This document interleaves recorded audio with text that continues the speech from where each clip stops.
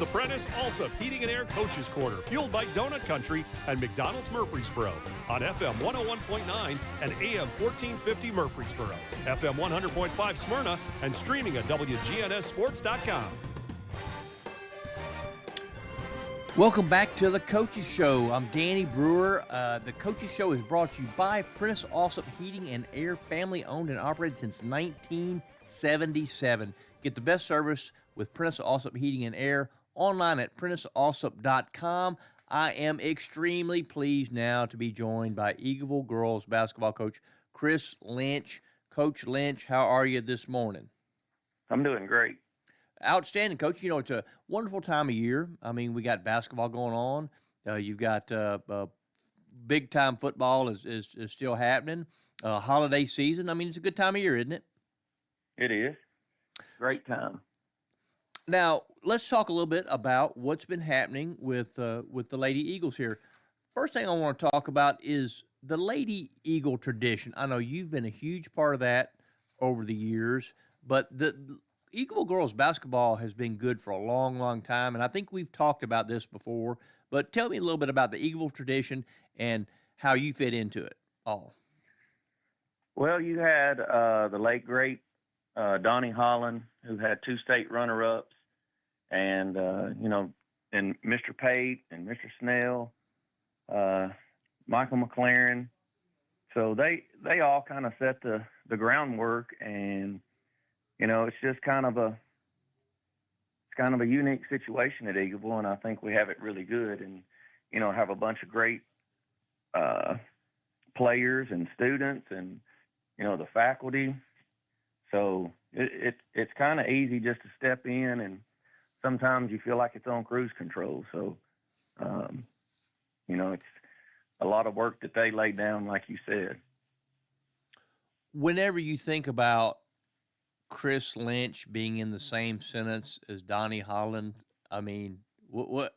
Tell me, give me a little bit of something on that. I mean, that's because I knew Donnie, fantastic man, super good guy, fantastic coach too. So what does it mean for you to be in the same sentence as Donnie Holland? Well, only in the same sentence as we both coach, but I wouldn't put myself in the same with Donnie Holland. He was great, and I only met him a few times, so, but I think his work speaks for itself. And here's a story about Donnie Holland. I was working the gates at Eagleville for the graduation, and this man walks up, and I didn't know him. He said, "Who's the girls' basketball coach?" I was like, "Well, I am." He said, "Well, I've got a problem." And I was like, "Oh, no." And he walked me over to our trophy case, and our state runner-up basketballs, they were dusty, and there was a couple of pieces broken. So, I took it pretty hard, and so I decided that the next school year I was going to do something about it. So we got the basketballs re-chromed, bought all new pieces, and made them look really nice. Well, then we invited Coach Holland and any of those teams that played on that team to a basketball game, and presented it to them, and it was pretty nice, and he appreciated it. But sometimes I guess you need a wake-up call. Well, I'm going to tell you something from my knowledge of Donnie Holland. He's not a guy you want to make angry. No, he's not. Donnie was a very matter-of-fact guy, and he, like I said, had a little bit of a temper, but he was an extremely good man and had a great heart. Like I said, I'm very pleased to say that I knew Donnie Holland because, like I said, fantastic man. And I don't know if it was Donnie Holland magic or what, but we went on to we were only had won a few games. I don't know if we were like 2-13 or something like that. We're having a terrible season, and after that presentation, we went on to win 17 of our last 19 games, won the sub-state, made it to the state tournament. So, it was like maybe he sprinkled a little bit of that magic and wake-up call on it. So that was a great season.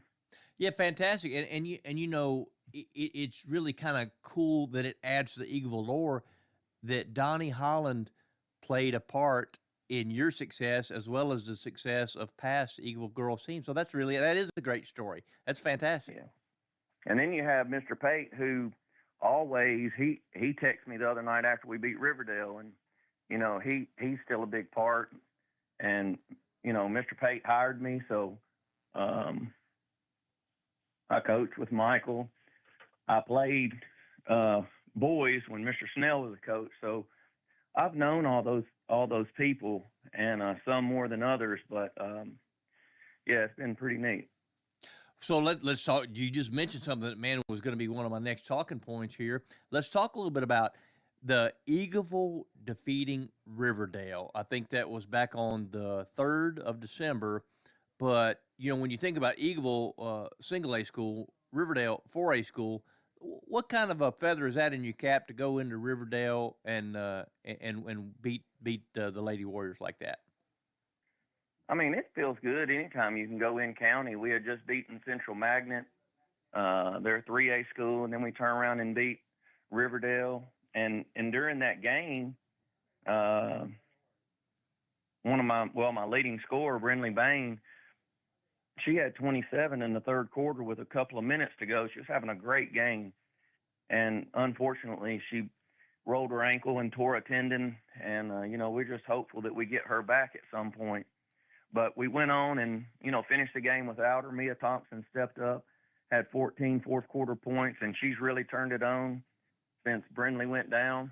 We've been hit with the injury bug, probably worse. Not probably, it's worse than I've ever had in, 20-something years. And Brinley tore an ankle, ligament in her ankle. Ashton Walker, who was running point and tenacious defender, she is getting an MRI this weekend on her knee and hoping that that's not, something serious. Both her and Brinley are high-level softball players, so, they play other games, other sports just because they're competitors. And, I hate to see if anything happens, to dampen that a little bit. But also in that game, Riley Warburton stepped up and had a lot of girls come in and just play their part. So, it was a good win, and we've never played there. And, talking about Mr. Pate, he coached at both schools, and he was in Germany, so he could not be there. But, that would have been a good game for him to be at. And so it was pretty exciting. They played really well that night and hit 10 threes, and, they're really athletic and they're big. So we really had to play tough and, came away with the win. And not only did we, but our boys did too. And our boys team is really good. And, they won at Central and then turned around and won at Riverdale. So that is, something to, look at and be happy for. So, Coach, let's talk a bit about the injuries. Good news, bad news. I mean, bad news, you hate to lose players, but maybe the opportunity for others to step up. And especially since, now if you can get some of these girls back later in the year, you can build on your experience with your bench and build your strength in numbers, correct? That is true, and we've had, Sarah Marshall's a senior. She was probably going to start for us at post. She tore her ACL. Had Peyton Gardner. She dislocated a kneecap. Alyssa Morgan, MCL sprain. She's having to go back in and have surgery on scar tissue. Then Brinley Bain with a torn ligament. And then Ashton Walker with a knee.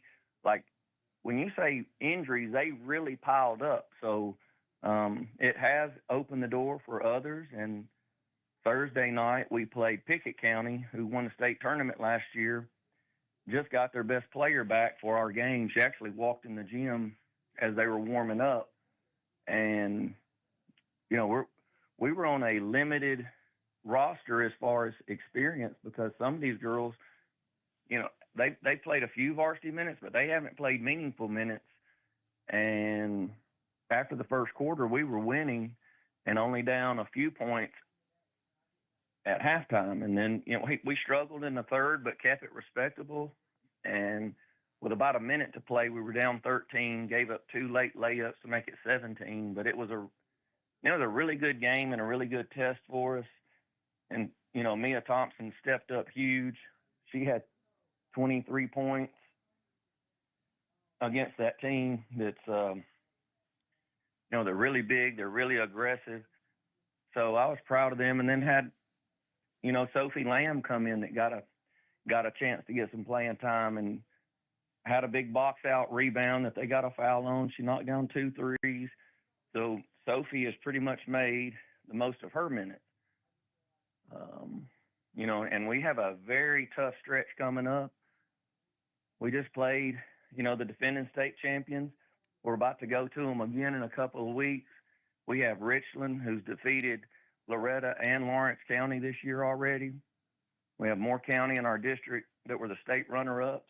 We're going to Summertown, and and 5 of these games are in a row. We have Richland, Pickett County, Summertown, Moore County, Richland, all in a row.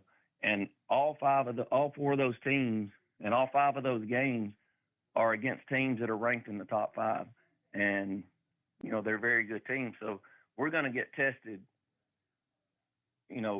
very good over the next couple of weeks.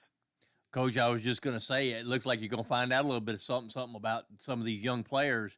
And, once again, it could be good for them to be playing against this kind of competition. It is. And, when you lose a star player, it really, it's really hard. And, the girls, I don't know how they look at it, but the way I looked at it was, okay, we're going to work even harder. We're going to come in and we're going to get better. We're going to take advantage of this opportunity. And like you said, maybe later down the road, we get 1 or 2 of them back and we'll be even better for it. So we threw the pouting out the window and, made it where, hey, we're going to get better. Everybody's got to get better. We all have to step up. And hopefully when she comes back, we'll be better for it. And I think that's exactly why Chris Lynch is part of the Lady Eagle lore, because you're doing a fantastic job there, Coach. And that's the kind of attitude of a winning program. We appreciate your time. We certainly wish you the best of luck. We hope all those girls get a whole lot better, and y'all have some great holidays. Okay, Coach? All right. Appreciate it. Yes, sir. The Coaches Show is brought to you by Craig's Tax Service, specializing in personal and business tax preparation, financials, and bookkeeping services. Find out more at CraigsTaxService.com.